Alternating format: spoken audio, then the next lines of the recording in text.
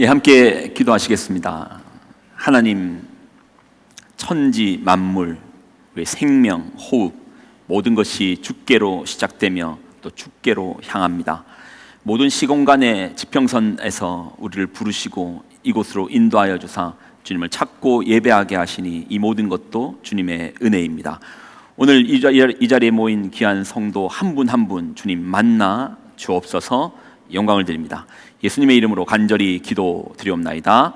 아멘. 복된 주일입니다. 덕분에 2주간 휴가 잘 다녀왔습니다. 어떻게 좀 바뀐 게 있나요? 바뀐 거 하나도 없더라고요. 보니까 저는 이번에 한국에 가서 시골에 있는 교회들을 좀 다녀왔었는데 일단 아이들이 없습니다. 아이들이 없고 젊은 사람들도 찾기가 참 힘들더라고요. 하나님의 특별한 은혜가 필요한 때인 것 같습니다. 그런 가운데 이렇게 여러분이 얼마나 젊은지 잘 모르시죠. 제가 볼 때는 거기 갔다가 요번에 오니까 그냥 애들만 여기 다 모였다 싶네요. 상당히 젊어 보여서 너무 좋습니다. 자, 우리 양옆 좌우 같이 한번 인사 나누겠습니다. 복된 주일입니다. 축복합니다. 사랑합니다. 저는 이제 이번 주와 다음 주에 에스더서를 좀 나눠 보려고 합니다. 저를 가르쳤던 구약학 교수님께서 특별히 구약에 있는 37권의 성경 중에서 에스더를 가지고 논문을 쓰신 분이신데, 그분의 이제 사사를 또 이제 받았으니까 에스더서는 저에게도 좀 특별합니다. 그래서 이제 2주에 걸쳐서 에스더서에 있는 내용을 좀 크게 좀 보려고 하는데요. 먼저 이제 에스더서를 보기 위해서 이제 성경은 역사 속에서 임하신 하나님의 일하심을 보는 책입니다. 그러니까 역사라는 시공간이 있지 않겠습니까? 그 역사라는 지평선에서 하나님께서 일하시는 그 일하심을 우리는 구원사라고 말합니다. 하나님께서 일하시는 방식은 특별히 우리된 하나님 창조하신 사람을 구원해 내어주시는 일이시거든요. 그러니까 그 역사 속에서 하나님의 구원사를 우리는 보아야 되는데, 특별히 이제 이 에스더서를 보기 위해서는 에스더서에서 하나의 특별한 우리의 역사라는 공간에서 일어난 하나의 특별한 사건에 집중해야 됩니다. 이 사건을 보고 에스더서를 이해할 수 있는 것이죠. 자, 영상으로 그 사건, 그 전쟁의 한 틈을 보여드리겠습니다.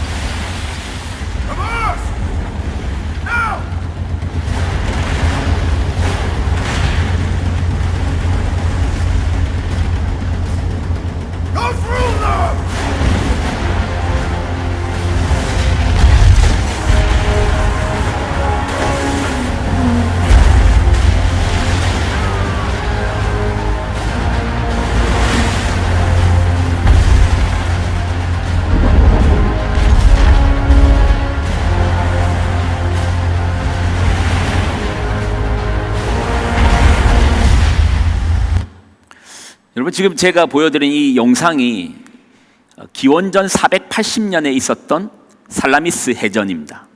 자, 지금 여러분 기억하셔야 되는 게, 에스더서를 이해하기 위해서는 살라미스 해전을 이해하셔야 되거든요. 기원전 몇 년이라고요? 연도를 기억하셔야 됩니다. 480년에 있었던 살라미스 해전을 기억하셔야 됩니다. 480년입니다. 기억하십시오. 에스더의 시대적 배경은 페르시아 제국의 크세르크세스, 아니 성경에는 아하수에르라고 나오는데 왜 또 크세르크세스라고 합니까? 그리스 사람들이 이 아하수에르 왕을 부를 때는 크세르크세스라 불렀고, 또 히브리적 이름은 아하수에르인 거예요. 같은 인물을 다른 이름으로 표현하는 걸 뿐입니다. 자, 에스더서 1장 1절을 같이 한번 읽겠습니다. 에스더서 1장 1절입니다. 자, 시작.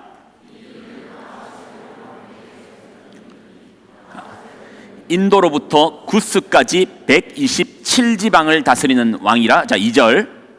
당시에 아수에르 왕이 수산궁에서 즉위하고, 자 3절, 왕이 있은 지 제3년에 그의 모든 지방관과 신하들을 위하여 잔치를 베푸니 메대의 장수와 각 지방의 귀족과 지방관들이 다 왕 앞에 있으니라.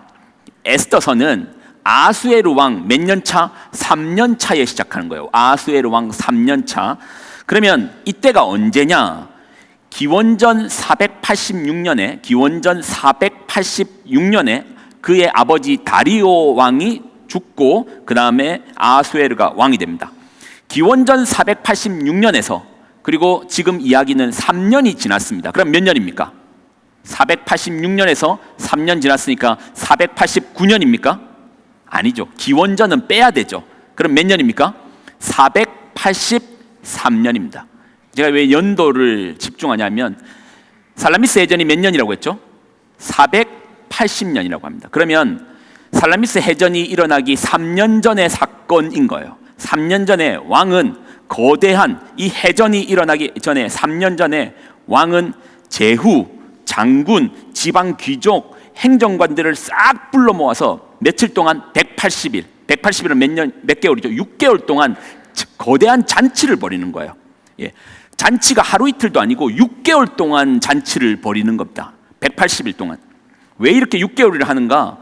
페르시아가 다스렸던 땅덩어리가 워낙 크거든요. 아까 앞에 말했습니다. 인도부터 시작했댔잖아요. 인도부터 전 유럽에 이르기까지 페르시아가 다스리고 있었던 큰 땅을 다스리고 있을 때입니다. 그 당시에 KTX 없죠. 비행기 없죠. 파발마가 저 끝에까지 전달하는데도 몇 개월씩 걸립니다. 그러니까 6개월이라는 단위로 잔치를 벌린다. 무슨 말이죠? 제국의 단위로서 잔치를 벌린다. 하나의 국가 단위면 한 달이면 되는데 이 국가 단위가 아니고 제국의 단위로서 잔치를 벌리는 거예요. 자, 그 잔치의 내용을 좀 보겠습니다. 자, 1장 4절입니다. 자, 1장 4절. 자, 시작. 180일 동안에 그의 영화로운 나라의 부함, 위엄, 혁혁함. 왕은 이 잔치를 통해서 드러내려고 하는 목적이 있습니다. 얼마나 우리가 부한지, 우리가 얼마나 위대한지, 우리가 얼마나 강력한지를 왕은 드러내는 거예요. 며칠 동안? 180일 동안. 예. 살라미스 해전이 일어나기 3년 전에 왕은 거대한 잔치를 벌였습니다. 그것도 6개월 동안. 그리고 나라의 부강함, 위엄, 혁혁함을 알리기 위해서 잔치를 벌였습니다. 자, 여러분 물어보겠습니다. 왕은 왜 제국의 단위로서 6개월 동안 이러한 잔치를 벌였을까요? 그리고 이 잔치의 주된 내용은 우리가 얼마나 강한가, 우리는 얼마나 부한가, 우리는 얼마나 대단한가, 이걸 보이기 위해서 잔치를 벌였습니다. 이 잔치의 목적은 뭘까요? 이 잔치의 목적은 전쟁을 준비하는 겁니다. 그러니까 에스더서의 시작은 왕이 그냥 우리는 보기에는 잔치 열렸는데 그냥 잔치가 아니고 전쟁을 준비하기 위해서 왕은 이 잔치를 벌린 것입니다. 그러면 왜 아수에르 왕은 왜 전쟁을 하려고 하는가? 전쟁을 하는 목적이 있어요. 왕의 아버지가 다리오 왕이거든요. 다리오 왕이 그리스를 상대로 도시국가인 이 거대 제국 페르시아가 조그만한 도시국가인 그리스를 상대로 전쟁을 했습니다. 근데 그 전쟁에서 이겼다 졌다? 아버지가 져버린 거예요. 그 전쟁이 무슨 전쟁이냐면 이 전쟁 때문에 생긴 운동이 있습니다. 42.195km. 뭐죠? 마라톤 전쟁인 거예요. 마라톤 전쟁. 페르시아가 그리스를 상대로 전쟁에서 져버렸습니다. 이게 이제 다리오 왕 때 마라톤 전쟁에서 져버린 거예요. 당시 거대한 영토를 유지했던 페르시아 입장에서 작디 작은 도시국가를 상대로 싸웠는데 져버린 겁니다. 그러면은 어떤 일이 일어나겠습니까? 넓은 땅덩어리를 유지하고 있는데 왕의 위엄과 왕은 당시 황제는요, 신의 살아있는 신이라 불렸습니다. 살아있는 신이 출전했던 전쟁인데 그 전쟁에서 패배해버렸으니까 이 넓은 땅덩어리에 있는 여러 제후 국가들이 가만히 있겠어요? 우리도 독립하겠다, 우리도 독립하겠다. 페르시아 별거 없네, 다리오 왕 별거 없네, 황제 별거 없네, 우리도 거기서 굳이 왜 당신의 지배를 받아야 되냐. 그러니 이 잔치를 통해서 이 전쟁을 통해서 아수에르 왕은 자신이 잃어버린 왕권과 사람들의 마음들을, 제국의 마음들을 휘잡기 위해서 이 구겨진 자존심을 회복하기 위해서 일생일대의 전쟁을 펼쳐야 되는 겁니다. 그래서 전쟁의 규모와 이것들이 장난이 아닌 거죠. 싸움에 앞서 대대적인 잔치를 통해서 사람들의 마음 단속부터 먼저 하는 거예요. 제후들의 마음 단속부터 먼저 합니다. 그리스에 한번 패했는데 또 그리스랑 싸우겠다고 하니까 사람들이 싫어하죠. 그러니까 사람들의 마음 단속을 위해서 잔치를 벌인 겁니다. 자, 5절부터 5절 다시 또 한번 읽어보겠습니다. 자, 1장 5절 읽습니다. 시작.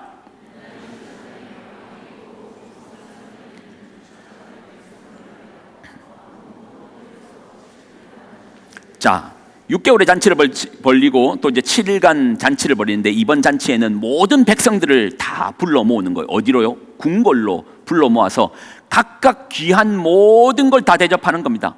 잔도 금잔에다가 그것도 술도 어주를 주는 거예요. 네 먹고 싶은 만큼 다 먹어라 라고 백성들에게 이런 잔치를 벌리는 것이죠.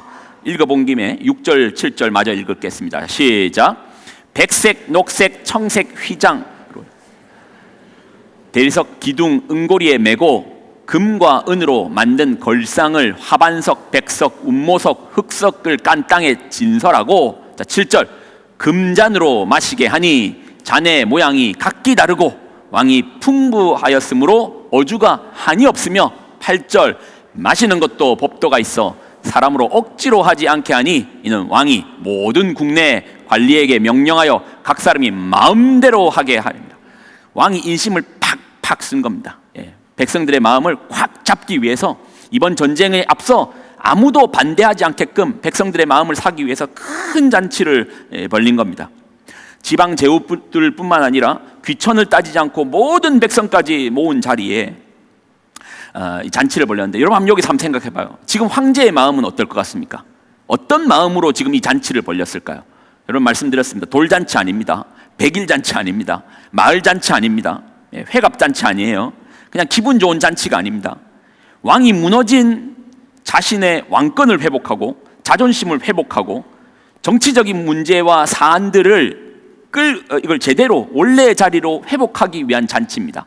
그러니 이 잔치 속에는 정치적인 계산이 들어갔다 안 들어갔다, 엄청나게 첨예하게 정치적 계산을 깔고 이 잔치가 지금 벌어진 겁니다. 왕의 마음에는 자신이 보아도 자신의 아버지가 신인 줄 알았는데 그 아버지가 패배해버린 거예요. 그리고 전쟁 이후에 돌아가신 겁니다. 이 패배로 말미암아 여러 국가들에서 수군거림이 있고 독립에 대한 이야기가 나오고, 그러니 엄청난 정치적 계산을 깔고 이 잔치를 통해서 지금 이 전쟁을 이제 준비하는 겁니다. 그러한 첨예한 가운데 왕이 왕후 와스디를 부른 겁니다. 자, 11절 12절을 읽습니다. 11절 12절 시작.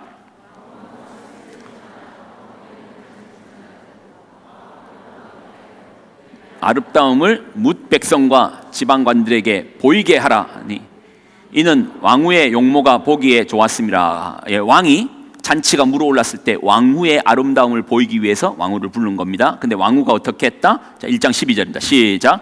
그러나 내시가 전하는 왕명을 따르기를 싫어하니 왕이 진노하여 마음속에 불 붙는 듯 하더라. 황제가 잔치 중에 왕후 와스디를 불렀습니다. 근데 와스디가 왕의 명령을 따르지 않는 거예요. 황제의 명령을 따르지 않습니다. 나타나지 않았습니다. 그러니 황제의 눈이 뒤집어져 버렸습니다. 만약에 이 잔치가 그냥 돌잔치의 성향이고 그냥 기분 좋은 잔치 중에 하나였다면 그래도 나라의 국모인데 폐위까지는 하지 않았을 것입니다. 그런데 지금 이 잔치의 성향이 뭐죠? 전쟁을 준비하기 위해서 잃어버린 왕권을 다시 회복하기 위한 잔치입니다. 로마인 이야기를 쓴 시오미 나나미가 쓴 로마인 이야기가 유명한데, 이 책 못지않게 유명한 게 시오미 나나미가 전쟁 3부작, 전쟁에 대한 책 3개를 쓰거든요. 3부작 책을 쓰는데 그 첫 번째 책 내용이 콘스탄티노플의 함락입니다. 콘스탄티노플의 함락. 콘스탄티노플이 그 동로마 제국의 이제 수도였잖아요. 그리고 천예의 요새였고 그 성벽이 이중으로 되어 있어가지고 아주 단단했습니다. 이걸 이제 이슬람 세력이었던 술탄이 이 콘스탄티노플 성을 함락하는 내용이 이 전쟁 3부작의 첫 번째 이야기로 나오는데, 그런데 이걸 이제 이 술탄 이슬람 세력이 이 성을 결국 이제 함락시키거든요. 함락시키기 위해서 다가서는데 앞에서는 화살이 비오듯 쏟아지는 거예요. 불화살이 비오듯 쏟아지는 거예요. 위에서는 성에서 화살만 쏘고 밑에서는 올라가야 되는데 화살이 비오듯 쏟아집니다. 어떻게 이 성을 정복했을까요? 여러분 생각해 보십시오. 한 발짝만 더 내면 화살 맞습니다. 비오듯 쏟아집니다. 근데 성벽에 기어 올라야 됩니다. 어떻게 기어 올랐을까요? 어떻게 이 성을 정복했을까요? 자, 이 책의 내용을 보면 저도 이 책 내용 보고 좀 놀랐는데, 사람 마음에 앞에서 화살이 오는데 누가 나가겠어요?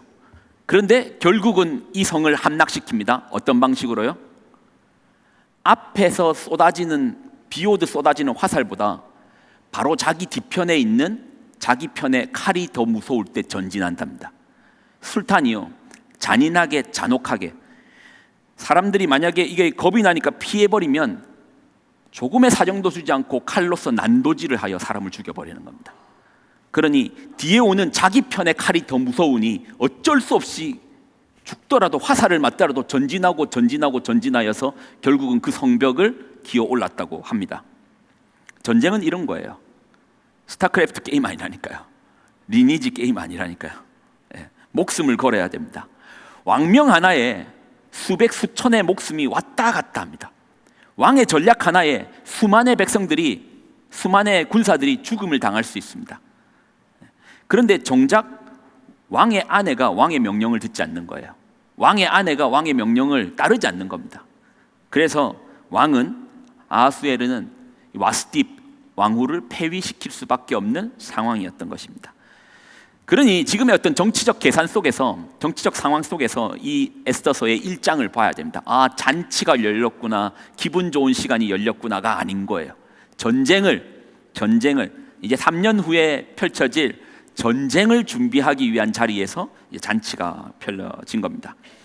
그러니 에스더서라는 성경을 보기 위해서 이 시작점 앞에서 우리는 무엇을 봐야 되는가? 페르시아 제국이 그리스를 상대로 마라톤 전쟁에서 패배한 배경 속에서 봐야 되는 거예요. 자존심이 구겨진 왕이 전쟁을 준비하면서 잔치를 벌인 겁니다. 그 가운데 왕후가 폐위된 것입니다. 왕의 명령을 듣지 않았던 왕후가 폐위된 것입니다. 그리고 그 자리에 뭐가 생겼죠? 공백이 생긴 겁니다. 빈틈이 생긴 거예요. 빈자리가 생긴 겁니다. 이 빈자리를 통하여서 누가 등장하죠? 에스더라는 새로운 인물이 등장하게 되는 것입니다. 그래서 우리는 에스더의 신앙, 에스더의 성품, 그녀의 위대함을 보기 전에 이 빈틈을 먼저 봐야 되는 거예요.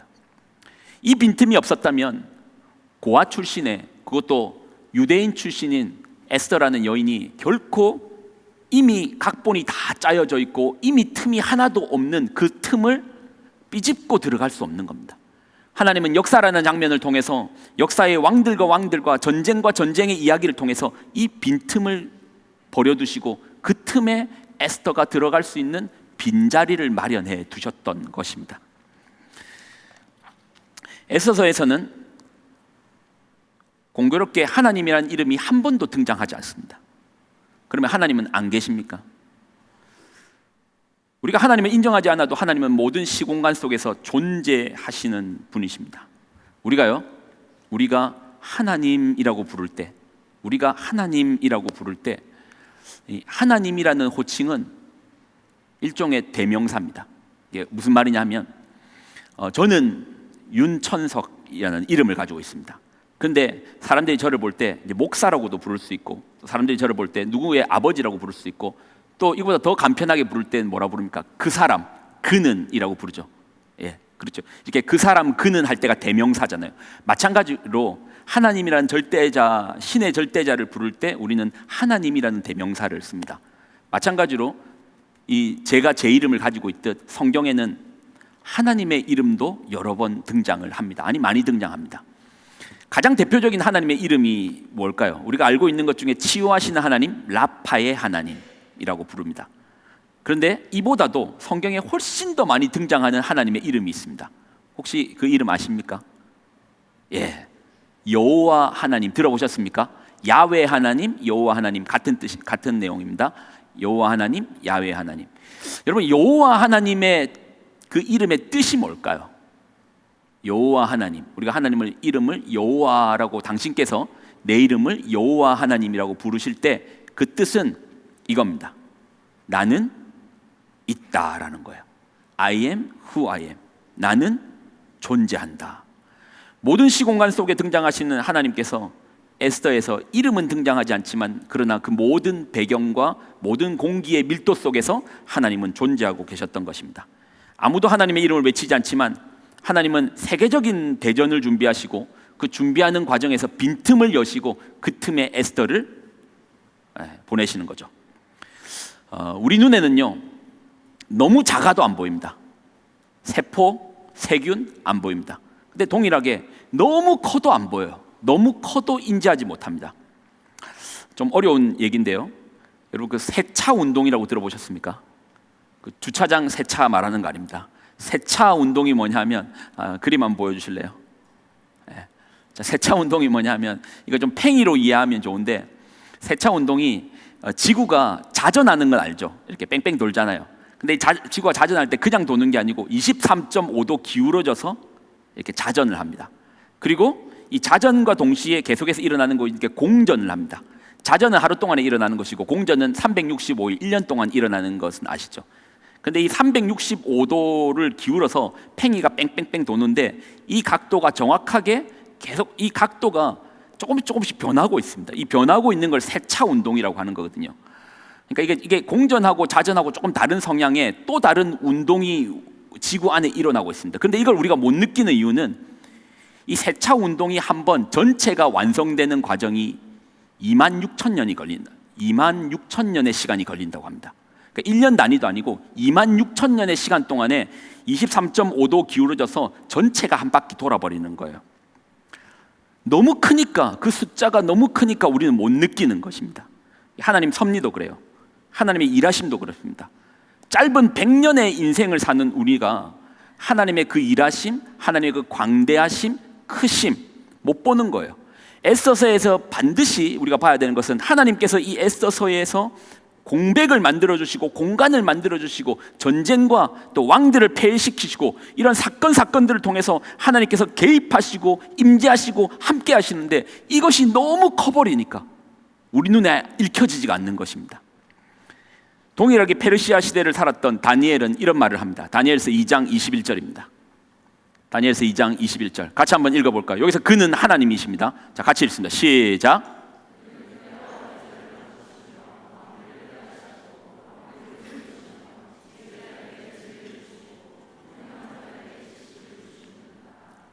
왕들을 패하시고 왕들을 세우시고 다니엘은 하나님께서 바벨론이라는 나라를 일으키시고 또 이 바벨론이라는 나라를 페르시아에 의해서 지게 만드시고 이 또 페르시아라는 나라를 알렉산더에 의해서 또 무너지게 만드시고 이 알렉산더가 세웠던 헬라 문화가 또 로마에 의해서 무너지게끔 하는 모든 왕과 왕을 일으키고 왕을 폐위시키는 하나님의 그 크심을 고백하는 내용입니다.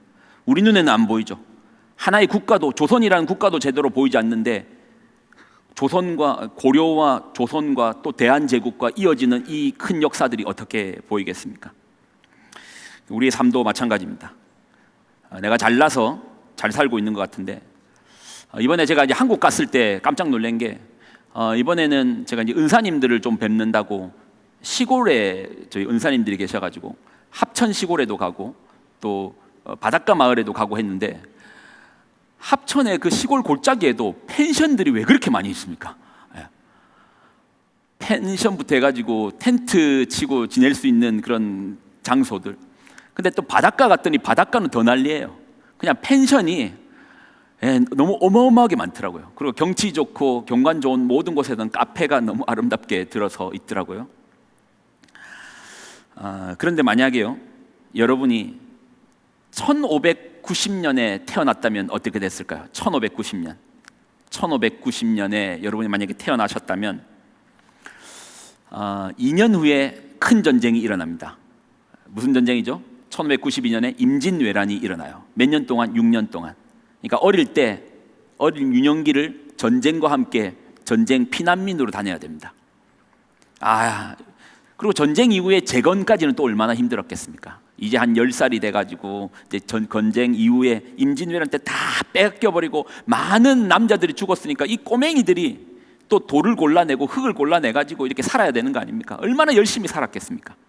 근데 그의 나이 46세가 되면 또 큰 전쟁이 일어납니다. 무슨 전쟁요?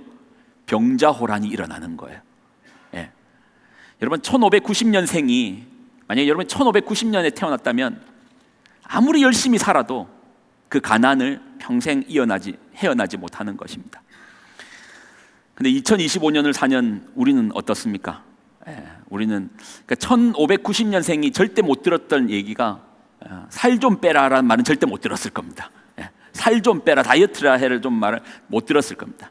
늘 듣던 말이 야, 움직이지 마라. 배 꺼진다. 움직이지 마라. 엄마 배고파요. 배 꺼진다. 움직이지 마라. 근데 2025년을 사는 우리는 어떻죠? 좀 움직여라. 배 좀 봐라. 이렇게 하죠. 살 빼라. 살찐다. 이렇게 하죠. 여전히 내가 많은 노력을 하였고 열심히 공부하였고 남들보다 더 열심히 했기 때문에 잘 살고 내가 이 잘 삶에 누리는 것이 내 노력이라 이렇게 여러분 착각하고 계십니까? 역사라는 시공간 앞에서 500년이라는 시간은 찰나의 순간밖에 되지 않습니다. 만약에 하나님께서 여러분을 1600년대 초에 태어나게 하셨으면 어떻게 했겠습니까? 1590년대에 태어나게 하셨으면 어떻게 했습니까? 지금보다 몇 배, 몇십 배의 노력을 한다 해도 여전히 가난이라는 곳에서 헤어나지 못했을 것입니다. 우리는요, 시야가 늘 짧아요. 근데 큰 시야에서 봐야 됩니다. 하나님의 그 광대하신 하나님이시니 광대한 시야 속에서 보아야 합니다. 에스더의 시작도 마찬가지입니다. 주인공이 에스더가 아닙니다. 비록 하나님의 이름이 단 한 번도 등장하지 않지만 하나님께서 빈틈을 만들어내시며 에스더가 등장하며 나가는 거예요. 아무리 그 시대에 에스더가 살았다 한들 하나님께서 이미 와스디라는 왕후를 폐위시키는 자리까지 그 상황과 환경과 배경을 만들어주시지 않았다면 에스더가 어떻게 그 자리를 삐집고 들어가겠습니까? 앞서 말한 살라미스 해전이 기원전 480년에 일어납니다. 3년 동안 준비를 했고 이제 전쟁을 발발했습니다. 대제국 페르시아가 그리스를 상대로 전쟁을 했습니다. 도시국가인 그리스를 상대로 전쟁을 했습니다. 이 전쟁의 결과가 어떻게 됐을까요? 이겼을까요? 졌을까요? 졌습니다. 졌어요. 페르시아는 대패를, 그냥 패배가 아니라 대패를 맛보게 된 겁니다. 근데 여러분, 제가 또 보고 싶은 건 이겁니다. 전쟁을 준비하는 과정 가운데 에스더에게 빈틈을 주셔서 에스더가 들어가게 되고, 그리고 에스더가 실제로 왕후가 되어서 활동할 당시가 몇 년도인지 아십니까? 그 연도를 잘 보셔야 됩니다. 제가 앞서 살라미스 해전은 기원전 480년에 일어났다고 했죠. 그리고 아하수에르와는 486년에 즉위했다고 했습니다. 자, 이제 성경을 다시 한번 보겠습니다. 16절, 오늘 본문입니다. 오늘 본문 16절만 그냥 읽겠습니다. 자, 16절 읽습니다. 시작.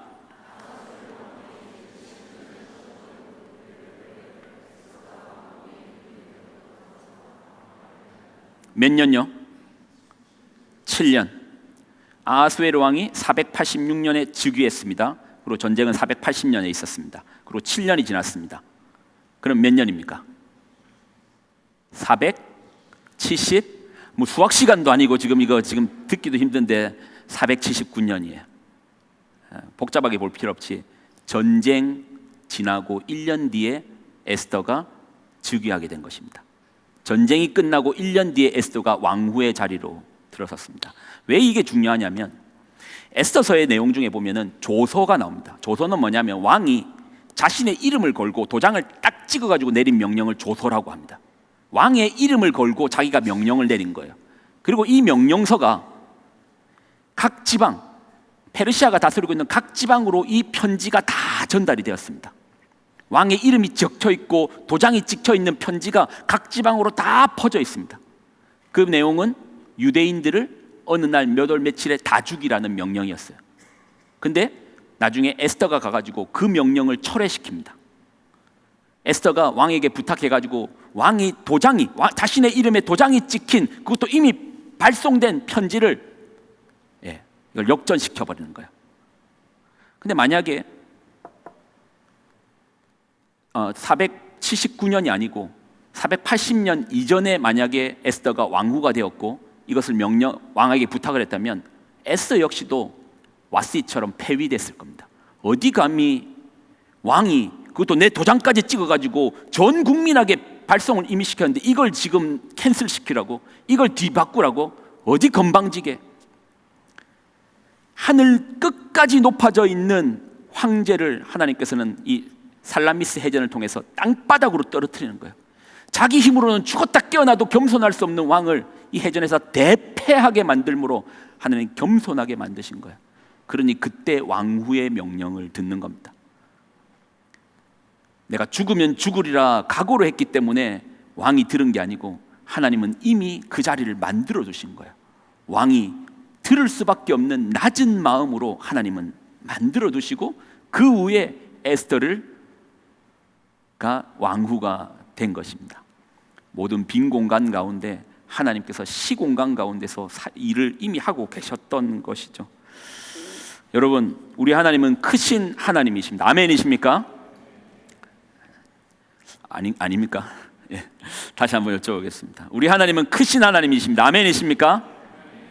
우리 하나님은, 그래서 우리는 보지 못해요. 지금 내 삶 속에서 하나님이 어디 있어? 나 하나님 안 느껴지는데, 하나님 음성이 들리지 않는데, 하나님 말씀이 들리지 않는데, 도저히 그분이 내 삶에 지금 함께 하신다는 게 보이지 않는데 너무 큰 것도 안 보입니다. 그러나 반드시 분명히 하나님 우리의 삶에 개입하고 계십니다. 아멘이십니까? 우리가 크신 하나님을 찬양하기를 소망합니다. 오늘 찬양팀 같이 한번 찬양할까요? 이 설교를 준비하면서 이 찬양을 계속 묵상했습니다. 주 여호와는 광대하시다, 광대하시다. 마치 세차 운동처럼 너무 크고 너무 기니까 안 보여요. 그렇지만 분명히 지금 지구상에서는 세차 운동이 계속해서 지금 우리가 예배 드리고 있는 순간에도 일어나고 있습니다. 그렇지만 우리는 못 느낄 뿐입니다. 못 느끼면 없는 겁니까? 아니요. 그 가운데 우리는 살고 있다니까요. 하나님이 임재 가운데 살고 있다니까요. 하나님이 일하심 가운데, 그 구원사 가운데 우리는 지금 이렇게 호흡하고 살고 있다니까요. 못 느낄 뿐입니다. 그러나 분명한 것은 하나님 지금도 일하고 계십니다. 기도하겠습니다. 하나님, 영광과 감사를 드립니다. 우리의 입술이 변화되게 하여 주옵소서.